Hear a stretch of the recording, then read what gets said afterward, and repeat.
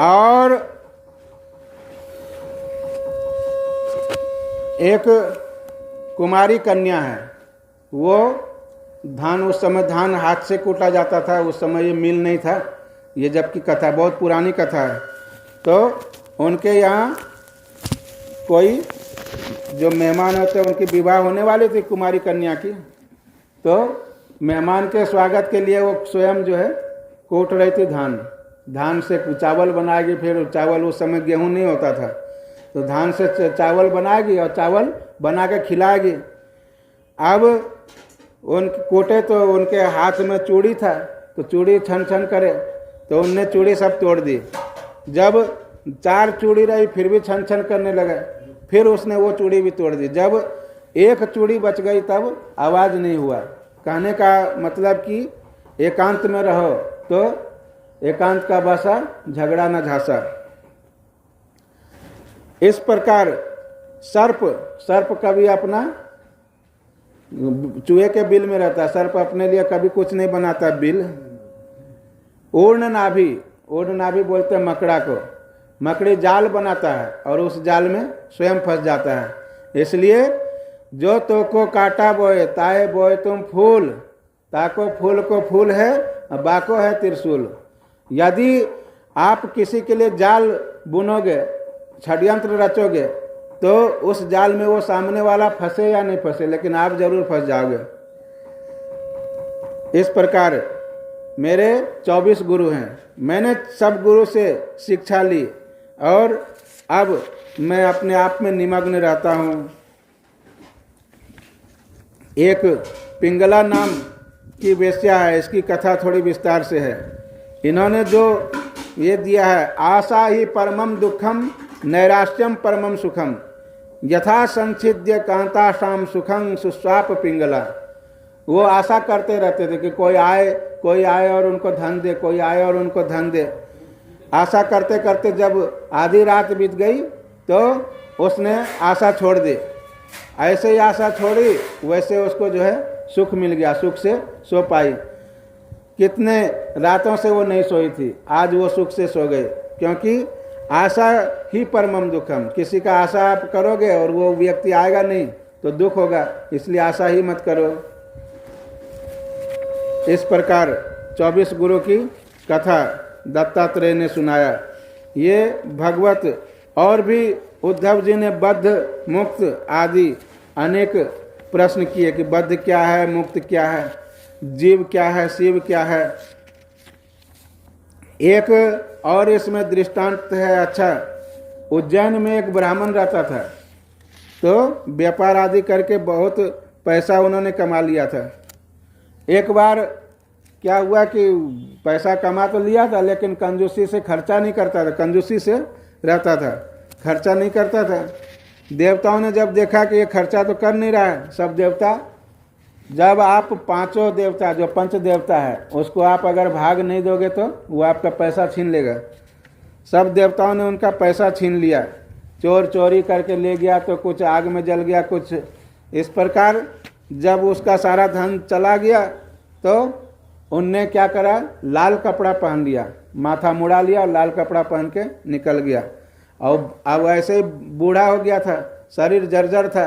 लोगों ने कहा देखो, जब तक पैसा था जब तक तो इसने किसी की जो है सेवा नहीं की, अब पैसा खत्म हो गया तो ये धंधा अपना लिया। खूब लोग चिढ़ाए, कोई जो है उसके कमंडलों लेके भागे, तो कोई जो है जाके माथे पे और कुछ कर दे गंदा, तो बहुत चिढ़ाए। आखिर में उसने एक गीत गाया, नायम जनों में सुख दुख हेतुर न देवतात्मा ग्रह कर्म काला मनः परम कारण मामनन्ति संसार चक्रम परिवर्तयेद यत। ये जो दुख देने वाले दिख रहे हैं, ये कोई हमको दुख नहीं दे रहे हैं। ये जो सामने दिख रहा है व्यक्ति, ये कोई हमको नहीं सता रहा है, क्योंकि यह हमको कैसे सता सकता है, क्योंकि जो मैं हूँ वो ये है, जो हमारे अंदर जो आत्मा है वही आत्मा तो इनके अंदर है।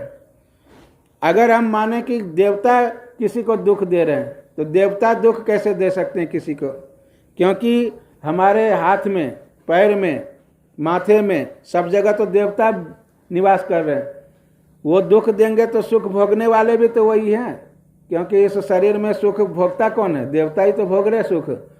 तो भोगने वाले भी वही है और देने वाले भी वही, तो हम क्यों उसमें परेशान हो? अगर देवता दुख दे रहे हैं तो हमको क्या दिक्कत है, क्योंकि सुख भोगने वाले भी तो देवता ही हैं। ग्रह को माने तो ग्रह भी तो क्या दुख दे सकता है किसी को? काल को अगर हम माने कि दुख दे रहे हैं तो काल तो स्वयं ये शरीर क्या है? भगवान क्या है? भगवान काल के रूप में है और इस शरीर के अंदर भगवान निवास करते हैं, तो यानी इस शरीर में काल का निवास है। फिर जब इस शरीर में काल का निवास है तो कैसे वो काल हमको दुख दे सकते हैं? मना परम, आखिर में समाधान किया कि मना परम कारण ममनंती, अगर दुख का कारण है कोई तो वो हमारा मन है। मन ही दुख का कारण है। देखो एक व्यक्ति, अभी तो यहाँ तो कथा कम होती है, मतलब भीड़ कम है, नहीं वृंदावन में डॉक्टर ये श्याम सुंदर नाम है, श्याम सुंदर पराशर, या ऐसे बड़े बड़े कथाकार जब कथा करते हैं तो बहुत भीड़ होती है। तो एक आदमी बैठा था आगे, अब पीछे से एक आदमी आया तो उधर जगह नहीं मिला, तो देखते देखते उसी आदमी के आगे आ गया। उनने कहा कि यहाँ जगह नहीं है। अरे बोला हम जगह बना लेंगे, जबरदस्ती बैठ गया। अब महाराज वो बैठ गया, तो जबकि वो वहाँ जगह था एक आदमी के बैठने लायक, लेकिन उसको जो है उस आदमी से चिढ़ हो गया, ये यहाँ क्यों बैठा है? तो जरा सा कहीं छू जाए कपड़ा, हट दूर हो जाओ, वो हमेशा उससे जो है चिढ़ता रहता था। उसी समय एक उनका मित्र, जो कॉलेज के ज़माने का मित्र था 15 साल पहले, अरे तुम तो 15 साल से हमको मिला नहीं, आओ आओ आओ, उसको बैठा लिया। अब उसने जो मित्र ने एक घुटना उसके ऊपर रख दिया। अब जगह कम है तो क्या करेगा? उनके घुटना का भार वो सहन कर लिया, लेकिन उनको दुख नहीं हो रहा है। क्यों दुख होगा? क्योंकि वो उसका परम मित्र है, जिससे आदमी प्रेम करता है उससे कभी दुखी नहीं होता। दुखी तो तब होता है जिससे प्रेम नहीं करता है। वो अगर सामने आ जाए, वो आदमी भले दूर बैठे लेकिन उसका कपड़ा भी छुआ तो दुख होगा। एक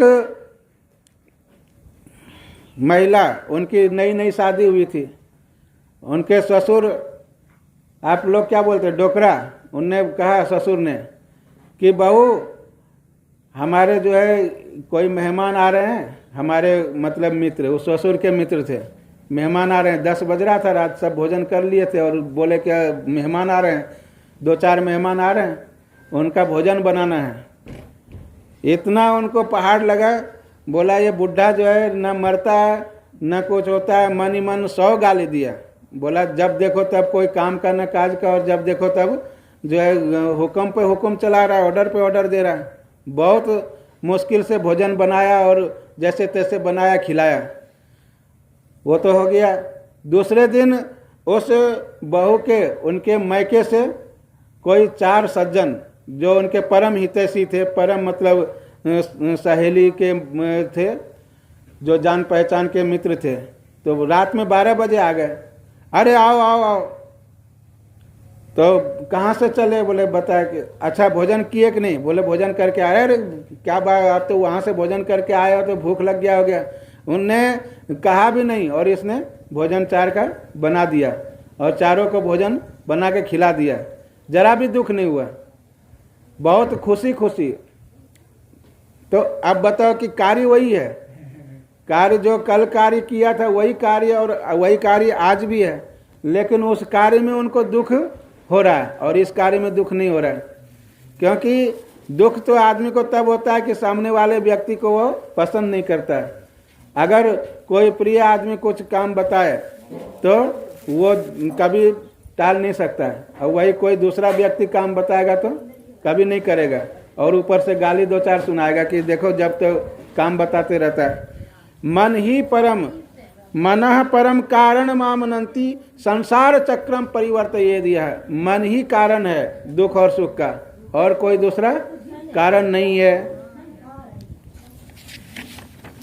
और इस प्रकार अनेक विचार करके अब एक और उदाहरण देते हैं कि जैसे आप कभी नहाते हो या कुछ, दांत से जीभ कट जाता है, दांत से जीभ कट जाएगा तो आप दांत तोड़ोगे या जीभ को काटोगे? मान लो कि कभी आपके दांत से, या आप जो है जैसे स्नान कर रहे हैं, ओम जयंती मंगला काली ऐसे करके स्नान करता हो, एक उंगली जो है आंख में घुस गया, तो आप उंगली को काटोगे या आंख को फोड़ोगे?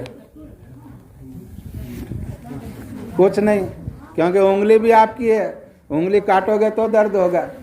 तो उसी प्रकार दूसरा कोई व्यक्ति संसार में तो है ही नहीं, जो है वो वही एक ही है, जो आत्मा इनके अंदर है वही आत्मा उनके अंदर है।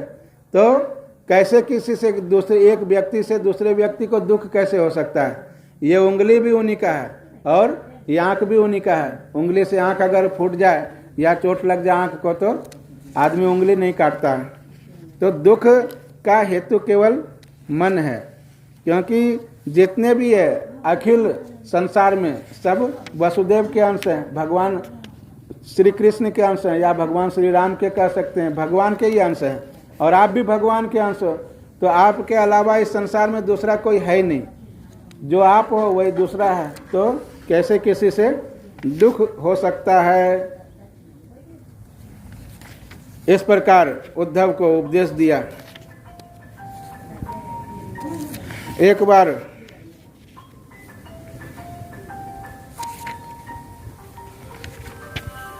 ब्रह्मा जी के पास उनके चारों बालक खेल रहे थे। वो बालक 5 साल के ही है, भले वो हजारों साल का हो, लेकिन उसकी अवस्था 5 साल के ही होते हैं। 5 साल से ज़्यादा उम्र नहीं होती है उनकी। तो बालकों ने, ये बालक कौन थे? सनत कुमार, चारों भाई, सनक, सनंदन, सनातन, सनत कुमार, चारों भाइयों ने ब्रह्मा जी से प्रश्न किया कि मैं कौन हूँ, मैं कौन हूँ, इस प्रश्न का जवाब दो। तो ब्रह्मा जी उस समय कुछ उनको सूझा नहीं उत्तर, तभी भगवान हंस के रूप में अवतार लिए। बोलिए हंस भगवान की। ये सतयुग का अवतार है। सतयुग में भगवान श्वेत रूप में अवतार लेते थे। ये हंस अवतार और वामन अवतार, ये जितने भी अवतार हैं ये श्वेत वर्ण के हैं, ये सतयुग के अवतार हैं। त्रिविक्रम भी बोलते हैं कोई कोई वामन भगवान को। तो ये श्वेत रंग के अवतार जो हैं वो सतयुग के अवतार हैं। हंस रूप में भगवान ने अवतार लिया और इनने पूछा, को भगवान, आप कौन हो? जब ऐसा प्रश्न किया तो उन्होंने जवाब दिया कि आपका प्रश्न ही निरर्थक है। अगर मैं ये कहूँ कि मैं फला अमुक व्यक्ति हूँ, तो मैं किस गुण या किस नाम का आश्रय लेकर कहूँ? जैसे मैं अगर कहता हूँ कि मैं कोसमी में रहता हूँ, तो मैं कोसमी तो आज रह रहा हूँ, कल हम कहाँ थे? यहाँ। कल तो कहीं और थे, उसके पहले कहीं और थे। अगर हम कहें कि हमारा ये नाम है, तो ये नाम तो साधु बनने के बाद मिला। घर में तो मेरा नाम कुछ और था, स्कूल में कुछ नाम और होता है। आदमी प्रत्येक क्षण बदलता है। अगर हम कहें कि हमारा उम्र 40 साल का है, तो हमारा अभी 40 साल का, पहले तो नहीं था, पहले तो हमारा 20 साल का उम्र था। तो आदमी प्रत्येक क्षण बदलता है। किस नाम या किस गुण का आश्रय लेकर हम ये कहें कि मैं अमुक व्यक्ति हूँ? क्योंकि मैं जो हूँ वो मैं पहले नहीं था, और जो पहले था वो अब नहीं है। प्रत्येक क्षण बदलता है। आदमी कोई चाहता नहीं कि बाल सफ़ेद हो जाए, और सफ़ेद हो जाता है। कहने का तात्पर्य कि ये शरीर अपना नहीं है। अगर अपना होता तो अवश्य आपकी आज्ञा मानता। भगवान ने इस प्रकार उनके मर्म का छेदन किया और तब सब ने नमस्कार किया, प्रणाम किया, स्तुति की। इस प्रकार उद्धव जी को उपदेश देकर भगवान चलने लगे। उद्धव जी को बोले कि अब इस संसार में तुम रहने लायक नहीं हो, क्योंकि अब मेरे जाते ही 8वें दिन द्वारका को डुबो देगा समुद्र, और यहाँ कलयुग आ जाएगा। कलयुग में लोग भ्रष्टाचारी होंगे, अनेक स्वार्थ छिद्र के, बिना स्वार्थ और बिना छिद्र के कोई कर्म नहीं करेंगे। अब कलयुग का वर्णन आगे बताएंगे, कलयुग आने वाला है इसमें।